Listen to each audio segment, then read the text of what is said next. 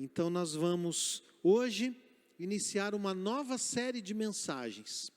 E o tema é um tema que eu acho que desperta um pouco a nossa curiosidade, não é? Muitos estão lutando para sobreviver nesses tempos difíceis. E o nosso tema é como? Como sobreviveremos? E durante essa série, nós vamos tentar responder, durante os próximos 4 domingos, nós vamos tentar responder a essa pergunta: como sobreviveremos?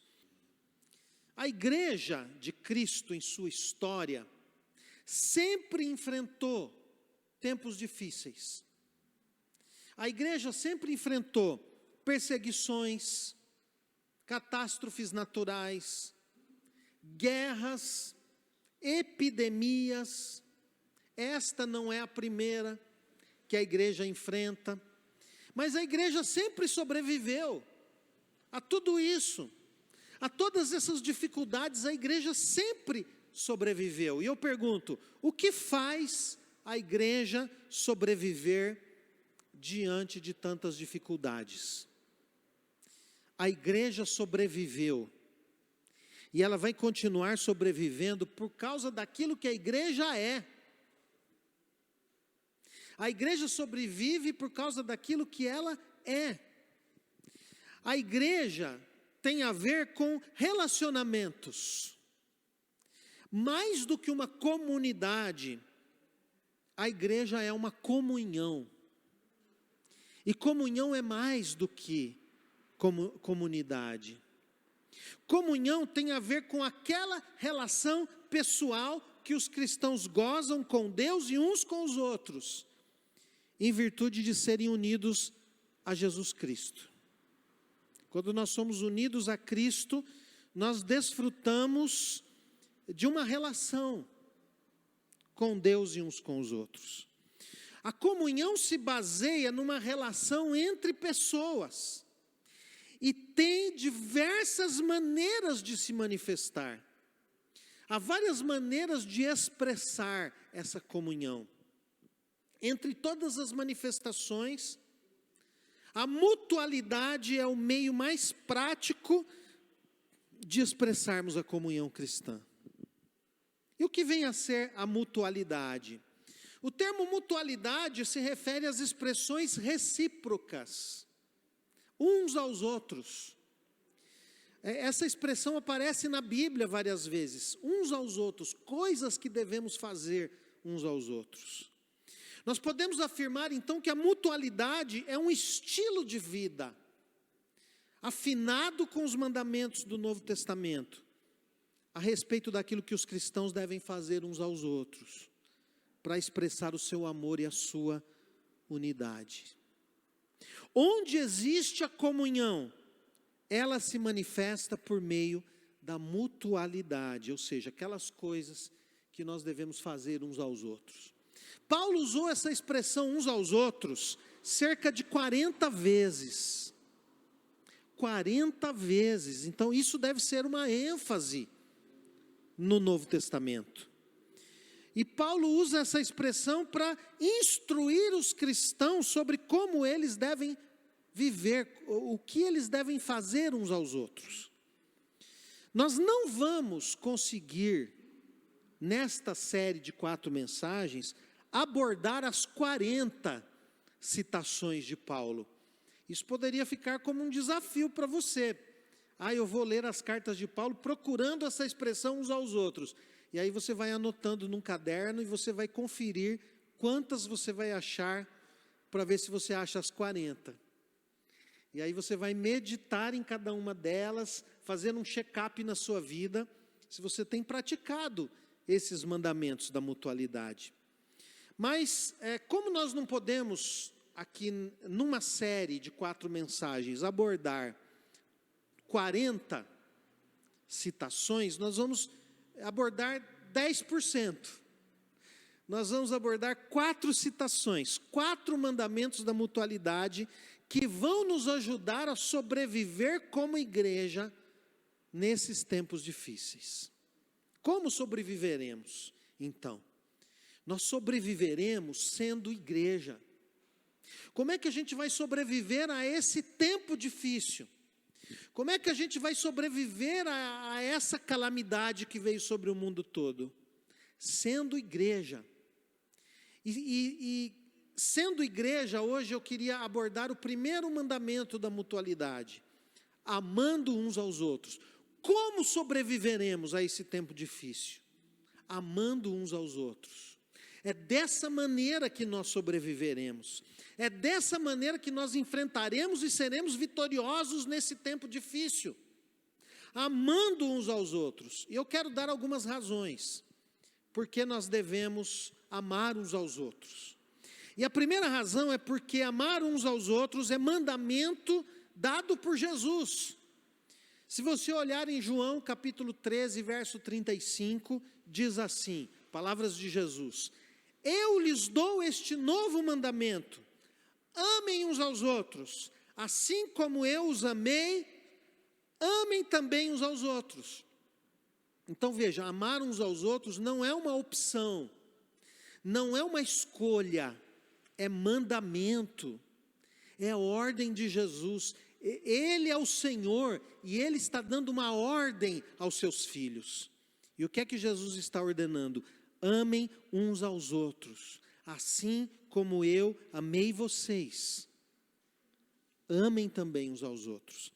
Uma segunda razão por que nós devemos amar uns aos outros, porque é um mandamento dado por Jesus, mas que foi reafirmado por Pedro, um dos apóstolos. Em 1 Pedro 1, 22, Pedro confirma isso, ele diz que esse mandamento continua valendo. Ele não passou, ele não serviu apenas para um período.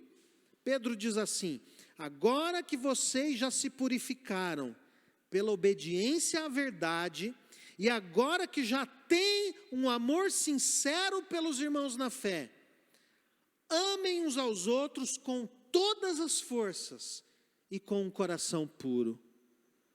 Pedro nos lembra que a maneira como nós devemos amar uns aos outros é com todas as forças, com toda a força do nosso coração. Nós devemos amar uns aos outros. Não é um amor assim superficial, mas é um amor verdadeiro. Uma terceira razão porque nós devemos obedecer esse mandamento da mutualidade, de amar uns aos outros, é porque é um mandamento dado por Jesus que foi reafirmado por Paulo. Paulo que escreveu a maior parte do Novo Testamento. Paulo que foi o mais importante missionário da história da igreja. Ele diz em Romanos 12, 10.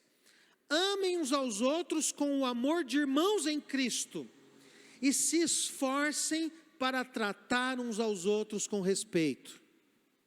Paulo acrescenta que nesse esforço de amar uns aos outros, nós precisamos nos esforçar. Nós devemos nos esforçar. Precisa haver um esforço da nossa parte para tratarmos uns aos outros com respeito. É muito importante que você trate o seu irmão com respeito. Uma quarta razão por que é importante o mandamento de amar uns aos outros. Foi um mandamento dado por Jesus, que foi reafirmado pelo apóstolo João, o último apóstolo, que viveu mais tempo que todos os outros.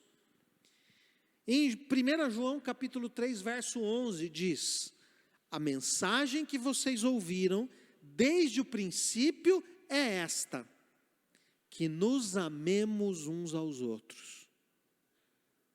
Essa é a mensagem que nós ouvimos de Jesus desde o princípio. Essa mensagem começa com o Evangelho. Essa mensagem vem com Jesus. Ela já havia sido anunciada no Antigo Testamento por Deus ao seu povo. Mas Jesus reafirma esse mandamento. E João assina embaixo. E ele diz: olha, esse mandamento não é novo. Ele é antigo, mas vocês precisam lembrar que esse mandamento ele vem desde o princípio. Vamos amar uns aos outros. E uma quinta razão, porque nós devemos amar uns aos outros. Porque essa é a principal característica do cristão. É o que identifica o cristão. é a característica que faz com que o cristão seja reconhecido como alguém que tem parte com Jesus. Em João 13:35 diz: se tiverem amor uns pelos outros, todos saberão que vocês são meus discípulos. Como é que as pessoas de fora vão saber que nós somos de Jesus?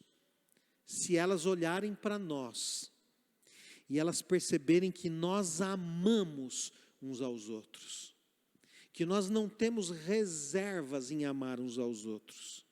Se elas perceberem que dentro da igreja não é igual fora da igreja, mas que há um amor verdadeiro, sincero, intenso, porque é isso que o Evangelho faz. O Evangelho nos transforma e coloca o amor de Deus no nosso coração, para que a gente possa amar os nossos irmãos. E 1 João 4:8, João diz: aquele que não ama não conhece a Deus, pois Deus é amor. A pessoa diz assim: olha, eu não gosto daquele irmão, e não conhece a Deus. Nós precisamos apresentar a Deus para essa pessoa, porque se Jesus me alcançou com seu amor, eu não tenho direito de dizer que eu não gosto de uma pessoa. Eu não posso, isso é pecado. Jesus me ama com todos os meus defeitos. Ele ama você com todos os seus defeitos e limitações. Por isso eu e você não temos o direito de não amar o nosso irmão. Não temos o direito de não fazer o bem, de não tratar o nosso irmão com honra, de não abençoar a vida do nosso irmão. Então, diante dessas razões, eu queria chegar a uma conclusão. Qual é então a conclusão? Hoje é um sermão de um ponto só. Nós vamos direto ao ponto. E qual é o ponto? Sobreviveremos amando uns aos outros. Por isso, não limite os seus afetos.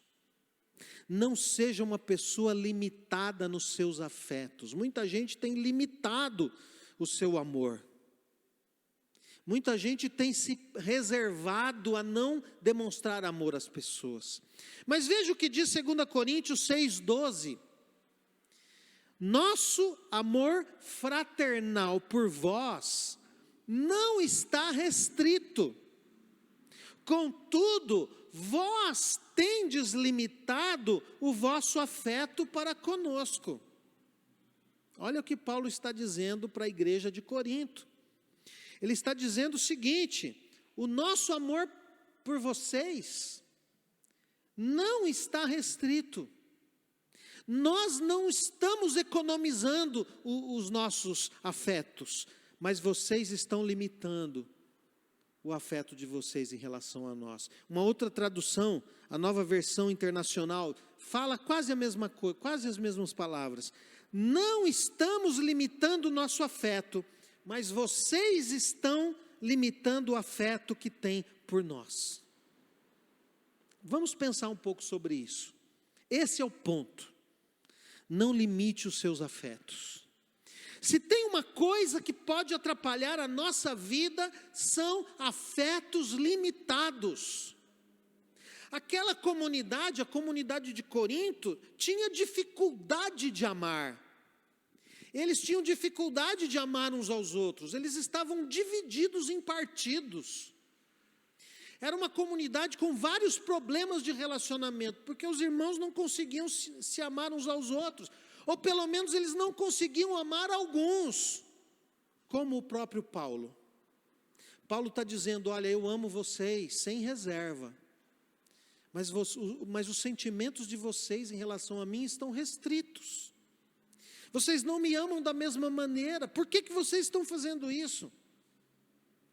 E eu queria perguntar a você que está me ouvindo, a você que está me assistindo, a você que está aqui presente, você que está assistindo aí da sua casa, tem alguém que você não consegue amar? Existe uma pessoa para quem você está tornando restrito o seu afeto. Você rejeita uma pessoa, e de repente pode ser uma pessoa da igreja, pode ser um irmão, uma irmã, às vezes o próprio pastor, um presbítero, um diácono, um irmãozinho que é mais difícil de se relacionar. Você está com seus afetos restritos? Tem alguém que você não consegue amar? O seu coração está fechado e você não quer se relacionar com essa pessoa, você quer distância dessa pessoa? No versículo 11, Paulo diz: o meu coração está aberto. Existe uma outra tradução que diz assim: o meu coração está alargado. Alargado, quer dizer, eu estiquei meu coração para caber você. Mas o coração de vocês está fechado em relação a mim. Olha o que Paulo está dizendo. O meu coração está aberto em relação a vocês, mas o coração de vocês está fechado em relação a mim. E quando nós temos afetos restritos, nós não conseguimos obedecer o mandamento de amar uns aos outros. E se nós não amamos uns aos outros, nós não sobreviveremos a esse tempo. A sua fé vai naufragar se você não ama as pessoas, especialmente aqueles que estão na igreja. Mas o que é que limita os nossos afetos? Há tanta coisa que pode limitar os nossos afetos. Por exemplo, o medo. Tem gente que tem medo de se relacionar. Tem gente que tem medo de se decepcionar.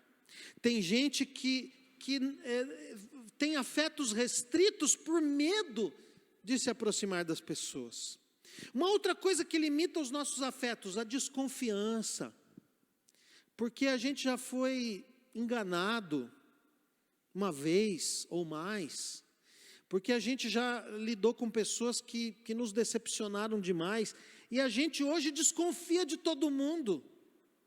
A gente não dá uma chance às pessoas, porque a gente foi machucado. Então, uma outra coisa que limita os nossos afetos são as feridas. E quem é que não tem uma ferida emocional? Quem é que nunca foi machucado? Quem é que nunca foi desprezado? Quem é que nunca foi rejeitado? Quem é que nunca foi abusado, ou pelo menos tentaram abusar de você? Então as feridas, elas nos causam decepção, frustração, sofrimento. E diante dessas feridas emocionais, a gente limita os nossos afetos, a gente não se entrega ao amor pelos irmãos na comunidade. E uma outra coisa que limita os nossos afetos, a amargura. O ressentimento, a mágoa, a pessoa falou uma coisa que você não gostou, ela agiu de uma maneira que você se sentiu magoado, e você guardou esse ressentimento. Nós temos um problema muito sério na nossa cultura brasileira, é que nós somos uma cultura de covardia. Nós não resolvemos as coisas, nós gostamos de empurrar as coisas para debaixo do tapete. E isso faz com que a nossa vida espiritual não prospere. Eu conheço pessoas de outros países. Eu conheci um pastor, ele veio de um país da África, e ele disse assim: vocês brasileiros são muito falsos. Falou para nós, para todos nós, né? Nós somos brasileiros. Porque vocês não falam o que precisa falar. Se o irmão me magoou, o que eu tenho que dizer para ele? Irmão, olha, eu estou chateado com o que você falou. Estou triste com você. A gente não faz isso. A gente simplesmente se afasta e não dá ao nosso irmão a chance e a oportunidade de se defender. Nós matamos as pessoas, entre aspas. Nós riscamos elas do nosso relacionamento. É como se elas tivessem morrido para a gente. A gente não chega a olhar no olho e diz: olha, eu estou triste com você, eu estou decepcionado com você. E a pessoa vai perguntar: mas o que eu fiz? Você fez isso, isso e isso. E a pessoa vai dizer: olha, eu fiz mesmo, mas eu quero te pedir perdão. Ou ela vai dizer: olha, eu fiz sem perceber, quero te pedir perdão. Ela vai dizer, nossa, eu nem tinha percebido que eu fiz isso, eu nunca imaginei que eu pudesse ter feito isso para você. Me perdoa, me dá um abraço aqui, porque eu quero viver o mandamento de amar uns aos outros. Eu não quero restringir os meus afetos. E nós precisamos fazer assim, irmãos, precisamos resolver as nossas questões. Precisamos mudar esse aspecto que é muito negativo na nossa cultura. Você não gosta do que uma pessoa faz, você simplesmente risca ela dos seus relacionamentos. Você não dá a ela a chance de se defender. E isso é pecado, meus irmãos. E aí a gente fica alimentando aquela amargura, a gente fica irritado com aquela pessoa. Chega um ponto que a gente não pode nem ouvir a voz daquela pessoa, porque é pecado não tratado. Pecado não tratado vira raiz de amargura. E isso precisa ser tratado pelo Espírito Santo, porque senão essas coisas fazem com que os nossos afetos fiquem restritos e a gente não consiga amar de verdade as pessoas como Jesus nos amou e como Ele ordenou que a gente deveria fazer. Quais são os prejuízos dos afetos limitados?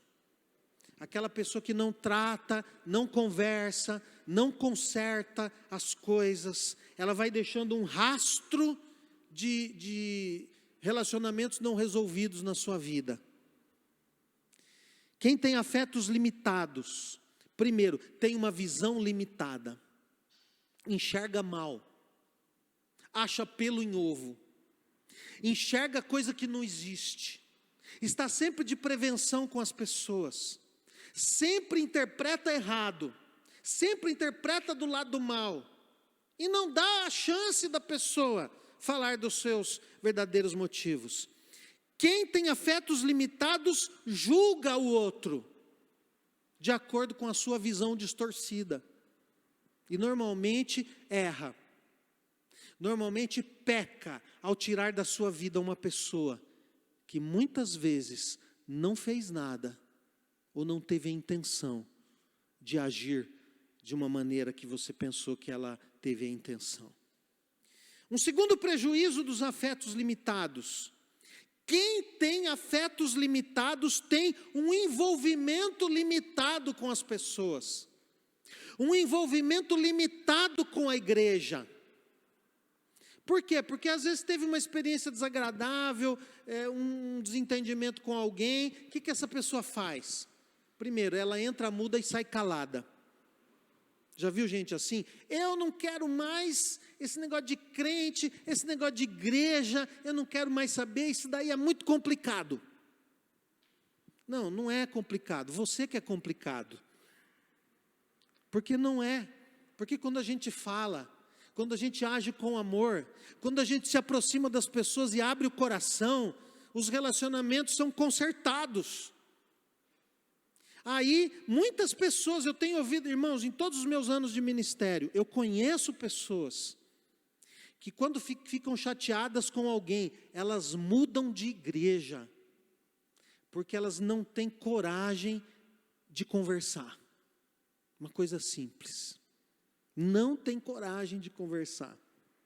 E aí, a vida dessa pessoa vai ficando limitada, ela vai ficando limitada nos seus relacionamentos. Irmãos, nós somos pecadores, nós pecamos contra os nossos irmãos, e os nossos irmãos vão pecar contra nós, é por isso que a Bíblia fala tantas vezes de perdão. Se fosse para todo mundo ser perfeito, agora, não precisaria a Bíblia falar de perdão. A Bíblia diz que eu tenho que pedir perdão, a Bíblia diz que eu tenho que perdoar, por quê? Porque quando Jesus retornar, nós seremos perfeitos, mas nós ainda não somos. E eu e você precisamos sempre ter outra chance. Sempre precisamos de outra chance para agir melhor, para nos arrepender dos nossos pecados. Quando o irmão peca contra você e você risca ele, não diz nada, você é cúmplice do pecado dele. Porque a Bíblia diz que quando o meu irmão peca contra mim, eu preciso chamar ele e dizer, olha, você pecou contra mim. Eu estou triste com você, eu estou magoado com você, eu estou triste com você, mas eu não quero ficar assim. Porque a palavra de Deus diz que nós precisamos amar uns aos outros. E se nós não amarmos uns aos outros, nós não sobreviveremos a estes tempos difíceis e a outros tempos mais difíceis ainda que virão. Em terceiro lugar, um outro prejuízo, terceiro prejuízo dos afetos limitados. Quem tem afetos limitados tem uma vida limitada. Porque vai ter relacionamentos limitados. Porque quem tem afetos limitados não é livre. Não é livre, porque imagina, você vai num lugar, tem uma pessoa lá que você não perdoou, você não fica bem. Você não consegue ficar ali. Você fica constrangido de olhar para aquela pessoa, você não é livre. Só é livre quem trata de todas as questões da vida. Quem trata de todos os relacionamentos abalados. Aí o seu coração fica limpo. E você não tem mais constrangimento. Você pode olhar qualquer pessoa no olho. E não tem constrangimento nenhum. E quem tem afetos limitados tem uma vida limitada. Isto é, perde oportunidades de coisas que Deus quer fazer na sua vida. Deus quer fazer muitas coisas na sua vida. Mas Ele não faz porque você não deixa. Lembra quando Jesus vai para Nazaré? Jesus vai para Nazaré e o relato do Evangelho é o seguinte: Jesus não conseguiu fazer muitos milagres lá. Por quê? Porque aquele povo não tinha fé. Por quê? Porque a nossa fé limitada, ela impede Deus de fazer tudo o que Deus deseja fazer na nossa vida. E afeto limitado é fé limitada. Por isso, a riqueza da vida está em ter um coração alargado, em ter um coração aberto, em ter um coração que dá uma chance a mais para aquela pessoa. Aquela pessoa me decepcionou, mas olha, meu coração está alargado. Eu quero dar outra chance, eu quero conversar, eu quero acertar, eu quero ministrar perdão, eu quero ministrar reconciliação. Alargue o seu coração. Coração alargado é acreditar sempre na obra de Deus em nossas vidas e nas vidas das pessoas. Quer dizer, não é porque uma pessoa agiu mal que ela não presta. Não é porque uma pessoa teve uma atitude errada que ela não serve para nada. Pessoas erram. Eu e você erramos, e quando a gente erra, o que a gente espera? Não é ser perdoado. A gente quer ser perdoado. E por que nós não damos a mesma chance para as outras pessoas? Deus pode fazer uma obra na sua vida, e Deus pode fazer uma obra na vida daquela pessoa com quem você está tendo dificuldade de se relacionar. Deus pode. Ele é poderoso. Alargue seu coração. Alargue seu coração para perdoar. Alargue seu coração com gratidão. Alargue seu coração com bondade. Alargue o seu coração para dar outra chance. O que é que você vai escolher? Abrir ou fechar o coração? Fechar mais o coração, você não vai ser livre. Ou então abra o coração para você viver a liberdade em Cristo. Alargar ou estreitar o coração, alargar ou estreitar os afetos, viver preso ou viver livre. Conclusão, vamos ler de novo o versículo 12, 2 Coríntios 6,12. Nosso amor fraternal por vós não está restrito, contudo, vós tendes limitado vosso afeto para convosco. De repente o Espírito Santo está colocando no seu coração uma pessoa com quem você precisa conversar. Leve esse versículo aqui, ó. Leva o versículo, olha, o meu coração está alargado, meus afetos não estão limitados, por isso que eu vim falar com você. Porque eu estava chateado, eu estava guardando, mas eu não quero isso. Eu quero ser livre. Eu quero obedecer a Jesus. Finalmente, Paulo propõe uma cura. para aqueles que têm o seu coração fechado, para aqueles que têm os seus afetos restritos. 2 Coríntios 6,13 diz assim: eu falo com vocês como se vocês fossem meus filhos. A gente não quer o melhor para os filhos da gente? Quando o nosso filho faz uma coisa errada, o que a gente faz? Manda por orfanato? O que a gente faz quando o filho faz uma coisa errada? Bota para fora de casa? Não, uma pessoa normal não faz isso. Se for louco, pode ser que faça. Desequilibrado. Se o seu filho faz uma coisa errada, o que você faz? Senta com ele e fala: não gostei disso, isso é errado, isso não agrada a Deus, e eu fiquei triste com o que você fez, com o que você falou, da maneira como você se comportou. Não é assim? Ou tipo, a sua esposa faz uma coisa que você não gostou, você manda ela embora? Ou seu marido falou de um jeito que você não gostou, você manda ele embora? Troca a fechadura da porta? Não, ninguém faz isso. Aí a gente tem aquela DR, né? Vamos conversar, porque senão não dá. Aí conversa, e tem que conversar até acertar. E tem horas que uma conversa não acerta. Tem hora que precisa ter várias conversas, dependendo da complicação do negócio, onde chegou, não é? Mas a gente vai, conversa e acerta. Não é assim? Por que a gente não pode fazer isso com os irmãos da igreja? Decida. A continuação do versículo: tenham por nós os mesmos sentimentos que temos para com vocês, e abram completamente o coração de vocês para nós. Numa outra tradução: dilatem o coração de vocês para nós. Então você tem que tomar uma decisão. Deus está chamando você para tomar uma decisão. Abra o coração e deixe Deus curar você. Deixe que o Espírito Santo faça um milagre na sua vida. Deixe que Deus leve você para mais longe. Deixe que Deus leve você para um relacionamento mais profundo com Ele. Alargue seu coração. Deixa Deus tratar dessa mágoa, desse ressentimento, dessa amargura, desse sentimento ruim. Deixe Deus tratar. Deixe Deus fazer isso na sua vida. Talvez você está dizendo: bom, pastor, está tudo tranquilo, não tem problema com ninguém, o problema que eu tive está resolvido. Não é para mim essa mensagem. Ok, guarde aí no seu bom depósito. Pode ser que uma hora você precise dessa palavra. Mas pode ser que haja alguém nos ouvindo e que o Espírito Santo ministrou o coração.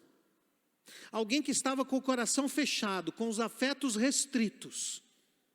E para nós sobrevivermos a este tempo e a outros tempos difíceis que virão, nós precisamos alargar o coração. Porque senão nós não vamos conseguir amar uns aos outros. Se você restringir os seus afetos, você não vai conseguir amar as pessoas. E se não fosse pandemia, eu ia dizer para você: vamos ficar em pé e vamos dar um abraço bom nos irmãos. Eu estou com a saudade desse tempo, que a gente pode abraçar, porque às vezes num abraço conserta tanta coisa, não é? Aquele irmão mais envergonhado não consegue falar na cara, mas a hora que abraça ele pede perdão, não é assim? Mas vai chegar esse tempo. Mas enquanto isso, Deus chama você para alargar seu coração. Vamos orar? Feche os teus olhos. Senhor, em nome de Jesus, nós queremos pedir que o Teu Espírito esteja ministrando a nossa vida, o nosso coração. Especialmente aqueles irmãos que estão com o coração apertado. Aqueles que estão restringindo os seus afetos e não conseguem amar os irmãos da maneira como Jesus ensinou e da maneira como os apóstolos reafirmaram. Mas eu quero pedir, Senhor, que hoje o Teu Espírito faça um milagre e que o Senhor esteja ministrando aos corações, alargando os corações dos meus irmãos nesta noite, para nós podermos sobreviver a esses tempos difíceis e a outros tempos difíceis que virão. É o que nós te pedimos, em nome do Senhor Jesus. Amém.